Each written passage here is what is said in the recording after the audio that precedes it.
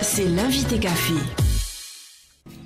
Bonjour à toutes et à tous. Aujourd'hui, sur la zone urbaine de Tahiti, il fait beau. C'est peut-être parce que Victoire Laurent est dans notre studio. Bonjour Victoire Laurent. Bonjour. Vous êtes responsable du service d'études et de climatologie de Météo France en Polynésie. Hier, avec la protection civile, vous avez donné une conférence pour présenter les prévisions à l'approche de la saison chaude. Selon vous, le risque cyclonique est faible, mais il faudra rester vigilant pour les précipitations. Alors, qu'est-ce qu'il faut retenir ?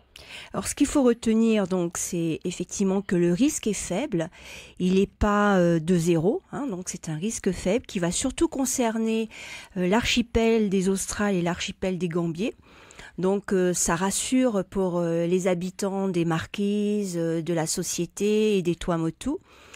Et donc là, on parle que du phénomène cyclonique, donc un phénomène qui s'observe pendant la saison chaude, qui va du mois de novembre au mois d'avril. 15% de chance d'avoir un risque, d'avoir un cyclone. 15%, oui, 15% de risque. Pardon, voilà, de exactement. risque, pas de chance, oui. Alors c'est 15% de risque de voir évoluer un phénomène nommé qui peut atteindre le stade de cyclone sur toute la Polynésie. Donc voilà, les probabilités sont ouvertes, on va dire les pronostics, les paris sont ouverts par rapport à la trajectoire précise de ce phénomène si jamais il va s'avérer être présent sur la Polynésie.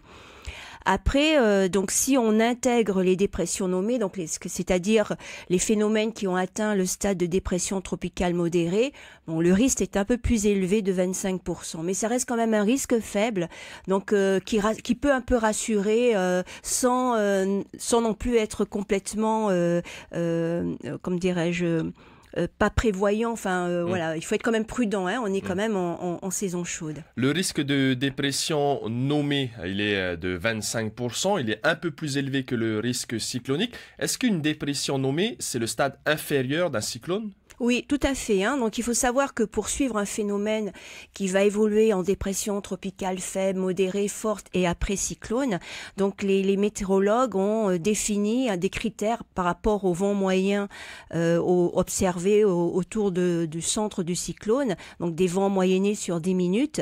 Et en suivant en fait la force de ces vents, à chaque fois que ces vents atteint un certain seuil, on donne un qualificatif à l'événement. Et donc, quand il atteint 118 km/h, pardon, quand ce phénomène atteint des vents moyennés sur 10 minutes de 118 km/h, le phénomène a atteint le stade de cyclone. Donc, il est passé effectivement par les différents stades, dont dépression tropicale modérée. Alors, pourquoi on insiste sur modéré ? Parce que quand il atteint ce stade-là, Fidji, qui est le centre météorologique responsable des cyclones sur notre zone, va donner un nom au phénomène. Et en donnant un nom, ça nous permet en fait de suivre le phénomène. Parce que si jamais il y a un deuxième événement, au moins les météorologues arrivent à se repérer, à savoir, c'est le cyclone Bart, c'est le cyclone où la dépression est là, voilà. Donc ils ont une manière de suivre, de pouvoir se repérer et de suivre l'événement. Donc on sait désormais pourquoi les cyclones ou les dépressions sont baptisés, c'est pour pouvoir justement les suivre. S'il y en a plusieurs, pour les distinguer. Exactement. Quelles sont les conditions pour qu'un cyclone se forme ? Parce que le risque est faible pour la prochaine saison, parce que notamment les eaux refroidissent. Oui, tout à fait. En fait, il y a plusieurs conditions qui sont requises pour la formation des cyclones. Et dont l'une qui est la plus importante, c'est le carburant qui permet en fait d'entretenir le phénomène, qui est l'océan. Donc il faut que l'océan atteint une température suffisante pour qu'il y ait évaporation, que cette évaporation vienne entretenir les nuages du phénomène.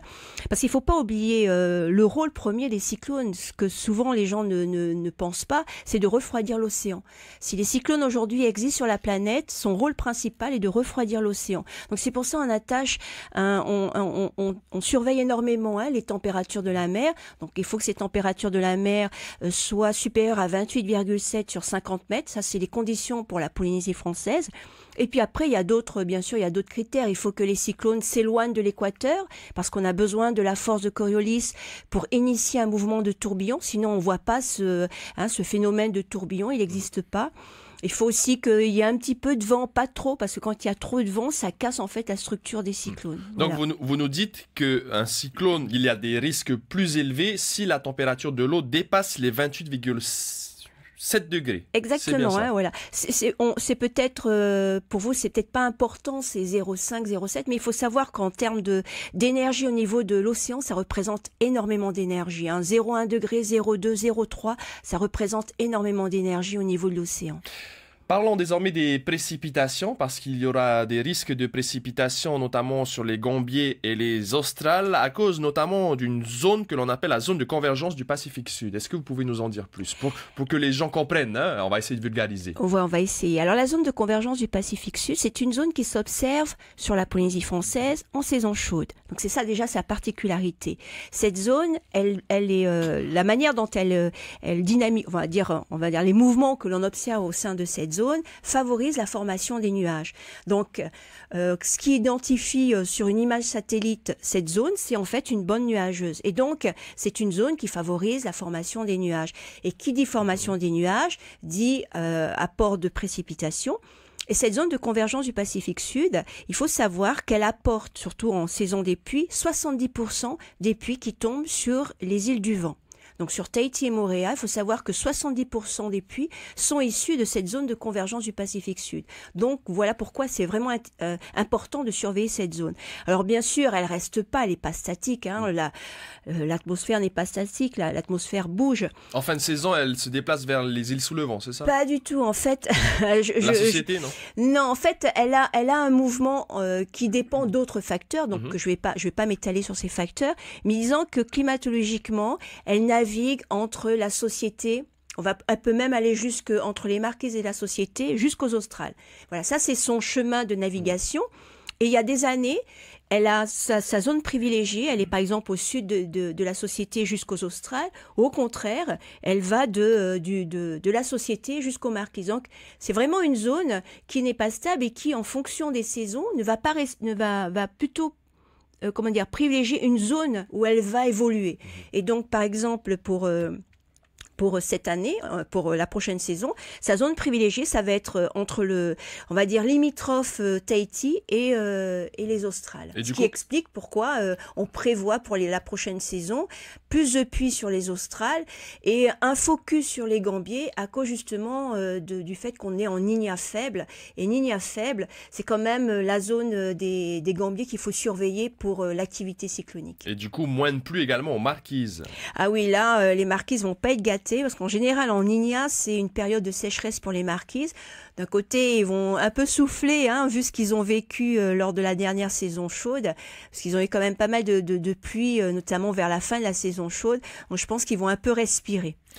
Rapidement, Victoire Laurent, hier, la conférence rassemblée Météo France et la protection civile devant plusieurs acteurs du domaine des secours. Comme on dit, mieux vaut prévenir que guérir. Alors, quels sont les messages à faire passer à la population pour terminer? Alors, les messages qu'on fait passer à la population, c'est d'abord des comportements de civisme et des comportements de responsabilité. Donc, il faut savoir qu'avant la saison chaude, on préconise à la population d'élaguer les arbres, de nettoyer leurs caniveaux, les gouttières, afin qu'il n'y ait pas de feuilles qui obstruent le passage des pluies. Et puis surtout, ceux qui sont en bordure de rivières, de ne pas jeter leurs déchets verts, comme des troncs d'arbres ou voire même des choses assez anecdotiques comme des frigos dans les rivières qui pourraient boucher les embouchures. Et puis avoir les conséquences qu'on a vécues au mois de janvier, donc avec des rivières qui n'ont plus qui ne peuvent plus passer et donc qui débordent et viennent inonder les habitations. Dernier mot pour terminer, Victoire Laurent, les prévisions sont établies pour les 3 prochains mois, mais Météo France va continuer de rester vigilant parce que ça peut évoluer. Oui, en fait déjà, vous savez que le service de Météo France, la prévision, ce qu'on appelle synoptique, c'est 24 heures sur 24, 365 jours sur 365. Mais en termes de prévision saisonnière, il faut savoir qu'à partir du premier mardi de novembre jusqu'au dernier mardi d'avril, on émet un bulletin. Ce bulletin s'appelle Prévision hebdomadaire et on fait le point sur l'état actuel de l'atmosphère et de l'océan au vu du phénomène El Niño ou d'autres facteurs. Et ensuite, on fait une prévision pour les 3 prochaines semaines de l'activité cyclonique et de précipitations et de températures. Ce qui permet aux gens un peu, pas de se préparer, mais déjà d'avoir un aperçu de ce que pourrait se passer pour les 3 prochaines semaines. Et ça, on le fait tous les mardis. Donc, il y a un bulletin qui est émis par Météo France. Et un bulletin donc qui est lu tous les matins par notre ami Mathéo en radio. Merci beaucoup Victoire Laurent, responsable du service d'études et de climatologie de Météo France en Polynésie. On retiendra que pour cette prochaine saison, la baisse des températures des eaux donc réduit le risque cyclonique, 15% de risque cyclonique, 25% pour une dépression nommée. On espère en tout cas ne pas avoir tout cela chez nous. Bonne journée Victoire Laurent. Merci beaucoup, au revoir. C'était l'invité café, 7h30 du lundi au vendredi.